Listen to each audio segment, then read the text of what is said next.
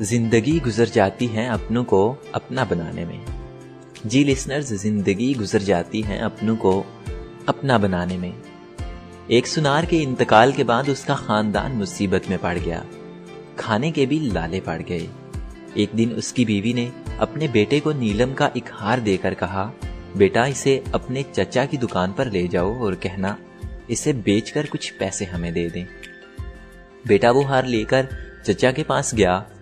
چاچا نے ہار کو اچھی طرح دیکھا پرکھا اور کہا، بیٹا ماں سے کہنا ابھی مارکیٹ بہت مندی ہے، تھوڑا رک کر فروخت کرے، اچھے دام مل جائیں گے۔ اور اسے تھوڑے سے پیسے دے کر کہا، کل سے تم دکان پر آ کے بیٹھنا۔ اگلے دن سے وہ لڑکا روزمرہ دکان پر جانے لگا اور وہاں ہیروں اور جوہرات کا کام سیکھنے لگا، اور ایک دن وہ بہت بڑا ماہر بن گیا۔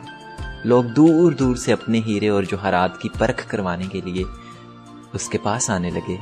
ایک دن اس کے چچا نے کہا، بیٹا اپنی ماں سے وہ ہار لے کر آنا اور کہنا اب مارکیٹ میں بہت تیزی ہے، اچھے دام ملیں گے۔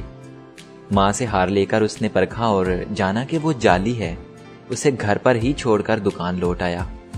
چچا نے کہا، ہار نہیں لائے بیٹا؟ بیٹے نے کہا، چاچا وہ تو جعلی نکلا۔ تب چچا نے کہا، جب تم پہلی بار ہار لے کر میرے پاس آئے تھے تو اس وقت میں نے اسے جعلی بتا دیا ہوتا تو تم سوچتے آج ہم پر برا وقت آیا ہے تو چچا بھی ہماری چیز کو جعلی بتانے لگے۔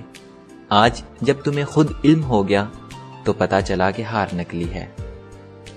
بیٹا سچ تو یہ ہے کہ علم کے بغیر ہم اس دنیا میں جو سوچتے ہیں، جو بھی دیکھتے ہیں اور جو جانتے ہیں سب غلط ہے، اور ایسے ہی غلط فہمی کا شکار ہو کر رشتے بگڑتے ہیں۔